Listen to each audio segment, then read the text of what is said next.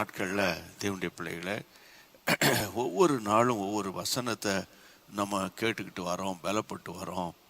இன்றைக்கி நீங்கள் திரும்ப வாசிக்க வேண்டிய வசனம் குயிக்காக இருக்கிற சொற்ப நேரத்தில் வேகமாக உங்களோடு பேசுகிறேன். அந்த உபாகமத்தின் புத்தகத்தில் நம்ம வாசித்தோம் இல்லை, அன்றைக்கு ஞாயிற்றுக்கிழமை இரவு ஜெபத்தில் 33ஆம் அதிகாரம் 21 வசனம் 20-21 வாசிக்கலாம். காத்தை குறித்து காத்துக்கு விஸ்தாரமான இடத்தை கொடுக்கிறவர் ஸ்தோத்தரிக்கப்படத்தக்கவர். அவன் சிங்கத்தை போல் தங்கியிருந்து புயத்தையும் உச்சந்தலத்தையும் பீறி போடுவான். அவன் தனக்காக முதலிடத்தை பார்த்து கொண்டான். அங்கே தனக்கு நியாயப்பிரமாணிகன் கொடுத்த பங்கு பாத்திரமாய் இருக்கிறது. ஆனாலும் அவன் ஜனத்தின் முன்னணியாய் வந்து மற்ற இஸ்ரவேலுடனே கர்த்தரின் நீதியையும் அவருடைய நியாயங்களையும் நடப்பிப்பான் என்றான். இந்த வசனத்துல காத்தனுடைய ஸ்பெஷாலிட்டி என்னன்னா, அவன் ஜனத்தின் முன்னணிக்கு வருவான். ஜனத்துக்கு முன்னால வந்து அவன் தனக்குன்னு ஒரு இடத்தை அவன் பார்த்து கொள்வான். அதுதான் காத்தினுடைய குவாலிட்டி என்று நான் உங்களுக்கு அன்னைக்கு பேசினது நினைவிருக்கும். அப்போதுதான் கிதியோனை உங்களுக்கு நான் ஞாபகப்படுத்தினேன். கிதியோன் நொந்து போய் சோர்ந்து போய் இஸ்ரவேல் ஜனங்கள் கர்த்தருடைய பிள்ளைகளை சுமார் 7 வருஷம் மீதியானியர் கையில் அடிமையாய் கடந்த காலம். சரியா, கர்த்தருடைய ஜனங்கள் அவதிப்பட்ட ஒரு காலம். தேவ ஜனங்கள் முதுகை காட்டி ஓடின ஒரு காலம். ஆனால் அந்த காலத்தில் கர்த்தர் கிதியோனை எழுப்புகிறார். எழுந்துரு, பராக்கிரமசாலியே, கர்த்தர் உன் கூட இருக்கிறார். என்னத்தை இருக்கிறாரு? நீங்கள் சொல்கிறீங்க கர்த்தர் இருக்காருன்னு. கர்த்தர் இருந்தால் இதெல்லாம் சம்பவிக்குமா அப்படியெல்லாம் புலம்பி கொண்டிருந்த ஒரு காலம். ஆனால் அந்த தேவ மனிதனை தான் இரவிலே கர்த்தர் எழுப்பி முன்னணிக்கு கொண்டு வந்தார் என்ற செய்தி நைட் ப்ரேயரில் பேசினேன். இப்போ திரும்பவும் நம்ம வாசிக்க வேண்டிய வசனம், காத்து வந்து முன்னணிக்கு வருவான், தனக்குன்னு ஒரு இடத்தை ஏற்படுத்தி கொள்வான். இந்த நாட்களில் இப்போ நீங்கள் இவ்வளோ நேரம் மிஷினரிகளுக்காக ஜெபம் பண்ணீங்க, வெரி குட். ஆனால் இன்றைக்கும் மறுபடியும் கர்த்தருடைய வார்த்தை உங்களுக்கு நேராக என்ன வருகிறது தெரியுமா? நீங்கள் ஃப்ரண்ட் லைனுக்கு வரணும். இல்லையா, எனக்கு வயசாயிட்டியா? நான் சரீர பிரகாரமாக சொல்லலை, ஆன்மீக பிரகாரமாக சொல்கிறேன். நீங்கள் முன்னுக்கு வந்து நிற்கணும், கர்த்தருடைய ராஜ்யத்துக்காக நிற்கணும். இங்கே பாருங்கள், நீ முன்னுக்கு வரணும் அப்படின்னு சொல்லி நான் சண்டே பேசினேன்ல, இவ்வளவு ஜெப குறிப்புகள் நானும் என் குடும்பமும் முன்னணியில் வந்து கர்த்தருக்காக நிற்கணும், நீங்கள் எங்களுக்காக ஜெபிச்சுக்கோங்கன்னு சொல்லி ப்ரேயர் பாயிண்ட்ஸ் வந்திருக்குது. அதனால் இங்கே பாருங்கள், ஆண்டவருக்கு தேவை யார் முதல் வருகிறான் அவன் தான். யாருக்கு தேவை? அவனுடைய படிப்பையோ, அவனுடைய அழகையோ, அவன் ஃபேமிலி குடும்ப சூழ்நிலையோ ஆண்டவர் பார்க்கறது இல்லையே. என்ன சொல்கிறீங்க? அப்போ மிஷினரிகளாக எழுமினுடைய பின்னணி அவ்வளோ தூரம் போகிறோம். நம்ம ஏசப்பா கூட இருந்த 12 பேர் மல்டி மில்லியனரா அல்லது அவங்க வந்து கர்த்தருடைய பிள்ளைகள் பெரிய ப்ரொஃபஷனல்ஸா, இல்லை அவங்க பயங்கரமான ஞானவான்களா, பிரசித்தி பெற்றவர்களா, செலிபிரிட்டிஸா? இல்லையே, அறிமுகமில்லாத பாமர மக்கள் தானே. இன்ன வரைக்கும் அவங்கள பற்றி பேசுகிறோம் இல்லை. அப்போ நான் இன்றைக்கி உங்களோடு கூட என்ன பேசுகிறேன்னா, இந்த மிஷன் டேயில் கர்த்தருடைய பிள்ளைகளை நீங்கள் வாசிக்க வேண்டிய வசனம் 2 ராஜாக்களின் புத்தகத்தில் நீங்கள் 7ஆம் அதிகாரம் 5ஆம் வசனத்தை வாசிக்கலாம். 5ஆம் வசனம், 2 ராஜா. சீரியருடைய இராணுவத்துக்கு போக இருட்டோடே எழுந்திருந்து சீரியருடைய பாளையத்தின் முன்னணியில் வந்தார்கள். அங்கே ஒருவரும் இல்லை. யார் இவர்கள்? சீரியருடைய இராணுவத்துக்கு போக இருட்டோட புறப்பட்ட யார் இவர்கள்? யுத்தத்துக்கு போக புறப்பட்ட அந்நிய பாளையத்துக்கு போக இருட்டோட. கர்த்தருடைய இருட்டோடன் அப்படின்னா லேட் ஈவினிங், புரியுதா? அந்தி அப்படின்னு சொல்லி வாசிக்கிறோம்ல, அதுதான். அப்போ எழும்பி போகிறாங்களே, யார் இவர்கள் அப்படின்னா வசனத்துல நீங்க பாத்தீங்கன்னா 3ஆம் வசனத்தை வாசிங்க. 3ஆம் வசனம் 7ஆம் அதிகாரம் 3ஆம் வசனம். குஷ்டரோகிகளான 4 பேர், குஷ்டரோகிகளான அந்த 4 பேரு ஒலிமுக வாசலில் இருந்தார்கள். ஒலிமுக வாசலில் இருந்தார்கள். அவர்கள் ஒருவரை ஒருவர் நோக்கி, நாம் இங்கே இருந்து சாக வேண்டியது என்ன? இங்க இருந்து சாக வேண்டியது என்ன? பட்டணத்திற்கு போவோம் என்றாலும் பட்டணத்தில் பஞ்சம் உண்டாயிருக்கிறதுனால் அங்கே சாவோம். பட்டணத்துல போனாலும் பஞ்சம், அங்கே சாவு உண்டு.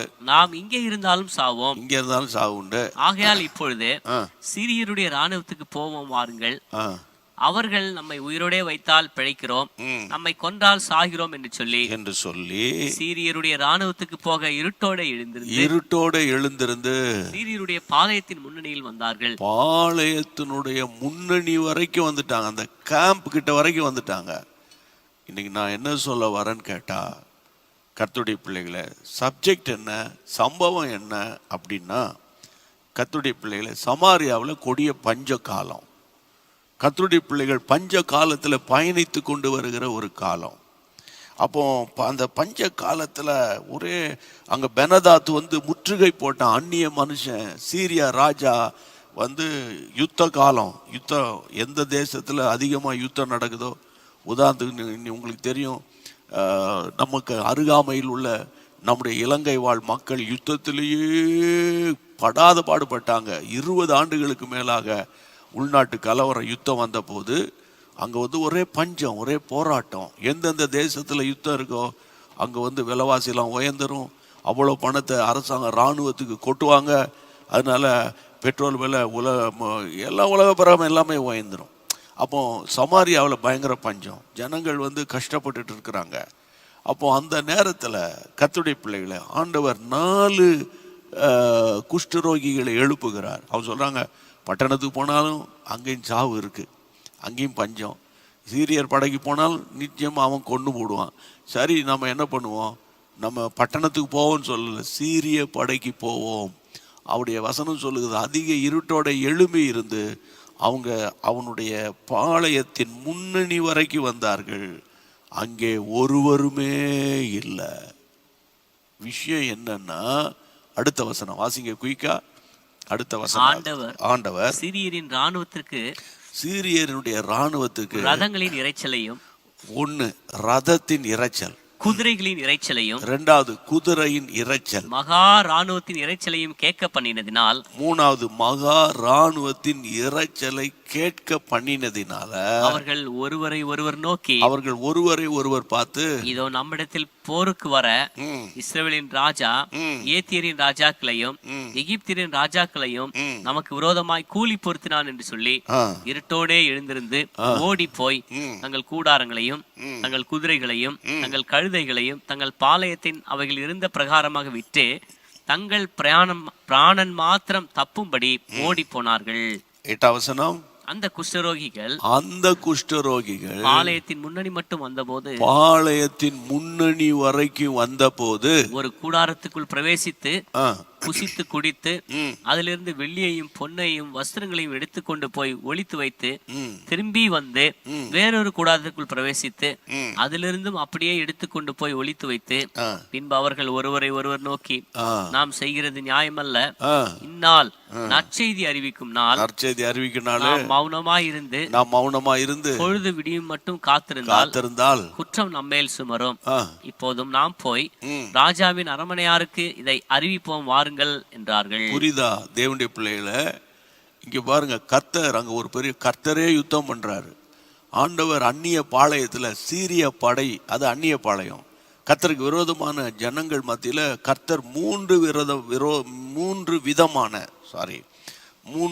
விதமான இரைச்சலை கர்த்தர் அந்த இடத்துல கேட்கும்படி செய்கிறார். 1 கர்த்தருடைய பிள்ளைகளை ரதத்தின் இரைச்சல், 2வது குதிரையின் இரைச்சல், 3வது மகா இராணுவத்தின் இரைச்சலை அந்த சீரியர் படைகளுக்கெல்லாம் கேட்கும்படி அவங்க காதுல ஒரு இரைச்சலை கர்த்தர் அனுப்புகிறார். நம்முடைய ஆண்டவருடைய யுத்தத்தெல்லாம் பார்த்தீங்கன்னா பைபிளில் ரொம்ப இன்ட்ரெஸ்டிங்காக இருக்கணும். சில இடத்துல இடி முழக்கங்களின் சத்தம், இடி முழக்கங்களை கர்த்தர் போடுவார். சில இடத்துல கல் மலைகள் வந்து கல் போல மழை கல்லா விழும், இல்லை சாமுவேல் காலத்தில். இப்போ கர்த்தருடைய பிள்ளைகளை ஆண்டவர் தம்முடைய ஜனங்களுடைய தரித்திரத்தை போக்க, பஞ்சத்தை போக்க ஒரு அற்புதம் செய்கிறார் அந்நிய பாளையத்துக்குள்ள. ஆனால் இந்த இஸ்ரவேல் ராஜாவுக்கு தெரியாது. அவன் அவிசுவாசமான வார்த்தையை பேசிக்கிட்டு கர்த்தருடைய பிள்ளைகளை அவன் உட்கார்ந்துக்கிட்டு இருக்கிறான். ஆனால் இந்த 4 குஷ்டரோகிகள் இந்த சம்பவத்தை கண்கூடா பார்க்குறாங்க. அவர்கள் தங்களுடைய பாளையத்தை, கேம்பை விட்டுட்டு ஓடி போகிறாங்க. உயிர் பிழைச்சா போதுன்றான்னு தன்னுடைய உடைமைகள், பொருட்கள் எல்லாத்தையும் விட்டுட்டு ஓடி போகிறாங்க. இதை கண்ணால கண்டது வேதம் சொல்லுகிறது குஷ்டரோகிகள். எந்த குஷ்டரோகிகள்? முன்னணிக்கு வந்தவர்கள். முன்னணிக்கு வந்த அந்நிய பாளையத்தினுடைய முன்னணிக்கு வரைக்கும் வந்து பார்த்த போது தான் தெரியுது அங்க ஒருத்தனுமே கிடையாது. எல்லாரும் விட்டுட்டு ஓடி போயிட்டாங்க. இன்னைக்கு நான் உங்களுக்கு சொல்றேன், நீங்க முன்னணிக்கு வந்தாதான் தெரியும் கர்த்தருடைய வல்லமையை நீங்க பார்ப்பீங்க. நீங்க முன்னணிக்கு வந்தாதான் தெரியும். முன்னணிக்கு வந்தாதான் தெரியும். கஷ்டம், எனக்கும் கஷ்டம் இருக்கு, பலவீனம் இருக்கு, உங்களுக்கும் கஷ்டம் இருக்கு, பலவீனம் இருக்கு. இதையே வைத்து கொண்டு நம்ம வாழ்ந்து கொண்டு இருந்தா போதாது. உங்க மேல ஒரு மாஸ்டர் பிளான் இருக்குது. கர்த்தருடைய பிள்ளைகளை, வாலிபர்களை, வரக்கூடிய பரீட்சைக்கு உங்க மேல ஒரு பெரிய திட்டத்தை கர்த்தர் வச்சிருக்கிறார். உங்க பிள்ளைகளுக்கு மேல ஒரு பெரிய திட்டத்தை கர்த்தர் வச்சிருக்கிறாரு. உங்க வியாபாரத்தின் மேல ஒரு பெரிய திட்டத்தை கர்த்தர் வச்சிருக்கிறாரு. அப்படியா? அப்படி சொல்றீங்களா? ஆமா. அது எப்படி எனக்கு தெரியும்? கம்ஃப்ரண்ட், முன்னுக்கு வா. ஆமா, முன்னுக்கு வா. கர்த்தருடைய பிள்ளைகளை அவங்க சொல்றாங்க, நான் முன்னணிக்கு போவோம் என்று அவர்கள் போய் பார்க்கும்போது தான் தேவன் இரைச்சலின் சத்தத்தை அனுப்பி அந்நிய பாளையத்தில் இருக்கிற சீரியரை அலற விட்டார், ஓட விட்டார். அதனால இன்றைக்கு கர்த்தருடைய நாமத்தினால சொல்றேன், உங்க வீட்டில் அதாவது அழுகையின் சத்தம், கூப்பாடின் சத்தம், வேதனையின் சத்தம் இருக்கும். ஆனா நீங்க கர்த்தருக்காக எழும்பிட்டீங்கன்னா அந்நிய பாளையத்தில் தேவன் தம்முடைய வல்லமையை உண்டாக்குவார். அவர்கள் தலை தெறிக்க ஓடி போனார்கள். அங்க இருக்கிற பொருட்களெல்லாம் கொண்டு வந்து காட்டினார்கள். கர்த்தருக்கு ஸ்தோத்திரம். ஆண்டவருடைய தீர்க்க தரிசனம் நிறைவேறினது. இதிலிருந்து நம்ம அறிந்து கொள்ளுகிற ஒரு சத்தியம் என்ன? அவங்க முன்னணிக்கு வந்தது படை வீரர்களா? முன்னணிக்கு வந்தது படித்தவர்களா? முன்னணிக்கு வந்தது ஞானவான்களா? முன்னணிக்கு வந்தது கல்விமான்களா? முன்னணிக்கு வந்தது அழகானவர்களா? முன்னணிக்கு வந்தது பராக்கிரமசாலிகளா? இல்லவே இல்லை. 4 பேரும் குஷ்டரோகிகள். பழைய ஏற்பாட்டு காலத்தில் கர்த்தருடைய பிள்ளைகளை, நியாயப்பிரமாணத்தின்படி குஷ்டரோகிகள் இப்படிலாம் வரவே கூடாது. ஆனால் அவர்கள் தங்களுடைய சுய காரியங்களெல்லாம் விட்டு தேவனுடைய நடத்துதலுக்கு தங்களை ஒப்பு கொடுத்ததுனால தேசத்தில் ஒரு பெரிய எழுப்புதலை கண்டார்கள்.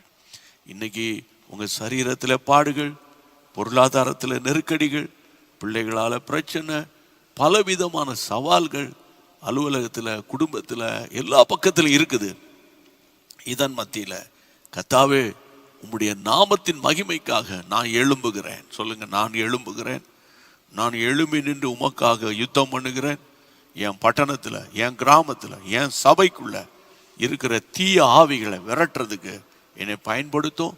ஆண்டவரே, என்னை கொண்டு எதையாகிலும் செய்ய முடியுமானால் செய்ய, விசேஷமாக இந்த மிஷினரி நாளில் மிஷினரிகளுக்காக ஜெபிக்கிறதுக்கு எனக்கு வேண்டிய கிருபையை தாங்க. ஜேஎம்எம்மோட சேர்ந்து மிஷினரி ஃபீல்டில் இறங்கி நானும் கிரியேட் செய்ய விரும்புகிறேன். அல்லது உங்களுக்கு வசதி வாய்ப்பு இருப்பின்னு ஒரு ஆலயத்தை கட்டலாம். அல்லாவிட்டால் ஒரு மிஷினரியை ஒவ்வொரு மாதம் 3500 ரூபா கொடுத்து தாங்கலாம்.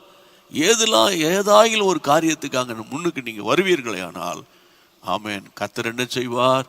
தரித்திரம் இல்லாமல் உங்களை வழி நடத்துவார். ஆச்சரியமான கதவுகள் உங்களுக்காக திறக்கப்படும் என்று கர்த்தருடைய நாமத்தினால, கர்த்தருடைய ஊழியனாக நின்று நான் உங்களை கர்த்தருடைய நாமத்தினால என்கரேஜ் பண்ணுறேன். Don't worry. இணைந்து ஜெபிப்போமா? எல்லாரும் சேர்ந்து ஜெபிப்போமா?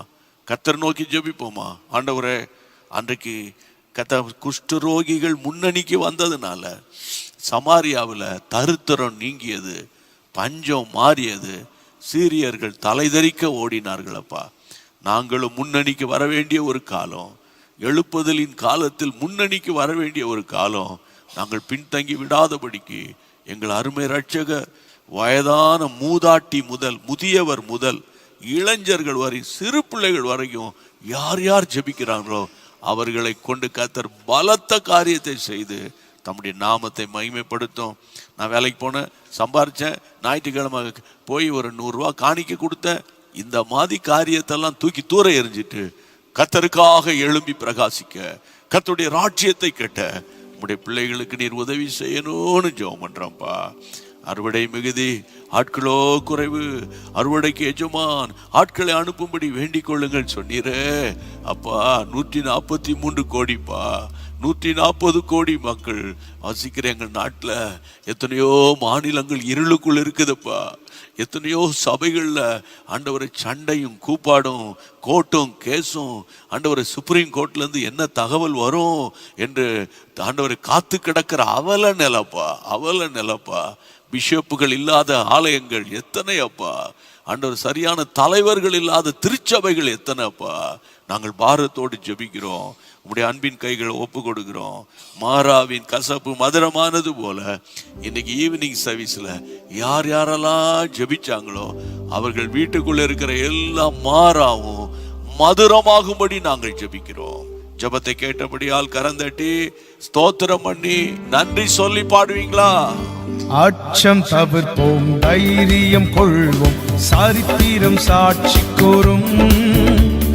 இரத்த சாட்சிகள் நம்மிடை தோன்றி நாதனுக்காய் மடிவோம்.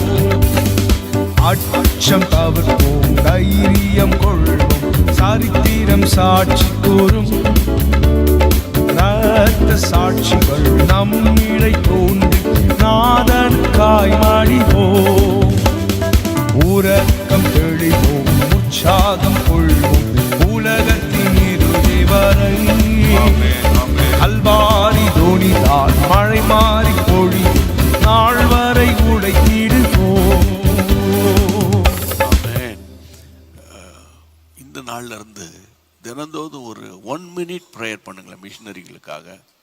ஆமாம் ஆண்டவரே, ஜேஎம் மினிஸ்ட்ரியோடு சேர்ந்து 1 minute நான் ஜெபம் பண்ணுறேன் ஆண்டவரே. அல்லாவிட்டால் மிட் நைட் ப்ரேயர் வாரியர்ஸாக நீங்கள் மாறணும்னு ஆரம்பத்தில் நான் சொன்னேன். மிட் நைட் ப்ரேயர் வாரியர்ஸாக மாறணும்னா ஒவ்வொரு சனிக்கிழமையும் சரியா இரவு 11:00 12:30 மணி வரைக்கும் 1 மணி நேரம் ஜெபம். இதுதான் மிட் நைட் ப்ரேயர் வாரியர்ஸ். ஐயோ, நைட்டில் ஜெபிச்சு பழகிட்டீங்கன்னா அவ்வளோதான், சத்துருவை ஓட நீங்கள் துரத்திடுவீங்க. கர்த்தருக்கு தோத்திரம். அப்போ அதுக்கு நீங்கள் என்ன செய்யணும்? 7200250636க்கு நீங்கள் ஒரு மெசேஜ் அனுப்புங்க போதும். உங்களை அந்த மிட் நைட் குரூப்பில், மிட் நைட் ப்ரேயர் வாரியர்ஸ் டீமில் சேர்த்துக்கொள்வோம். உங்களுக்கு ஜெப குறிப்பை அனுப்புவோம். சரியா? இன்றைக்கு நீங்கள் பெற்ற நன்மைகளை உடனே, இன்றைக்கு உங்களுக்குள்ள கர்த்தர் ஏற்படுத்தின அனுபவங்களை உடனே வாட்ஸ்அப்பில் ஒரு மெசேஜ் அனுப்பணும். சரியா? ஆண்டவருக்கு மகிமை உண்டாகட்டும். இன்றைக்கி இவ்வளோ நேரம் 1/2 மணி நேரம் ஜெபம் பண்ணீங்க, ஒரு 1/2 மணி நேரம் பிரசங்கம் கேட்டீங்க, உங்களுக்கு ஆறுதலாகும், ஆசீர்வாதம் இருந்ததில்ல. இந்த லிங்க்கை என்ன செய்யணும்? உங்கள் நண்பர்களுக்கெல்லாம் அனுப்பி நீங்களும் இதை கேளுங்க, டெய்லி ஜாயின் பண்ணுங்கன்னு நீங்கள் தான் கர்த்தருடைய ராஜ்யத்தை எக்ஸ்டென்ஷன் பண்ணுறதுக்கு பிரயாசப்படணும். 143 கோடி சும்மா கிடையாது. தமிழ்நாட்டில் மட்டும் கர்த்தருடைய பிள்ளைகள் 8 கோடிக்கு மேற்பட்ட மக்கள். அதில் ஓட்டு போட தகுதியானவங்க 6,25,00,000 மக்கள். ஓட்டு போடுறதுக்குன்னா எல்லாமே வாலிப வயதை கடந்தவங்க. அப்போது நம்ம இன்னும் ஆண்டவரே அந்த எழுப்புதலை பார்க்கலையப்பா, சபைகள் இரவும் பகலும் ஜெபிக்கிறத பார்க்கலையப்பா அப்படின்னு நம்ம பிரயாசப்படுறோம். அதனால் இணைந்து செயல்படுவோம், கர்த்தருடைய நாமம் மகிமைப்படும். இரவு ஜெபத்தில் இந்த முறை நீங்கள் ஒவ்வொருவரும் 100 புதிய ஆத்துமாக்களை கனெக்ட் பண்ணணுங்கிற எண்ணத்தோட செயல்படணும். சரியா? இதுவரையும் சப்ஸ்கிரைப் பண்ணாதவங்க ஜீசஸ் மீட் யூடியூப் சேனலை சப்ஸ்கிரைப் பண்ணுங்கன்னு உங்களை மிகுந்த அன்போடு கூட கேட்டுக்கொள்கிறேன். சரியா? நீங்கள் இப்போ யூடியூப்பில் போய் நீங்கள் டைப் பண்ணோன்னே ஜீசஸ் மீட்ஸ் ஓப்பன் ஆகும். சப்ஸ்கிரைப் பண்ணுறது சப்ஸ்கிரைப் பண்ணிடுங்க. ஓகே. நல்ல பிதாவே, இந்த நாளிலும் உம்முடைய சமூகத்தில் ஜெபித்த ஏறெடுத்த ஜபங்கள், ஆலோசனைகள் சகலவற்றுக்காக ஸ்தோத்திரம். நல்ல ஜீரண உறுப்புகள்லாம் வேலை செய்யட்டும். சமாதானத்தின் தேவன் கூட இருந்து நடத்தும். இயேசுவின் நாமத்தில் ஜெபிக்கிறோம் எங்கள் பரிசுத்தமுள்ள நல்ல பிதாவே. ஆமென், ஆமென். Thank you. Praise God. God bless you.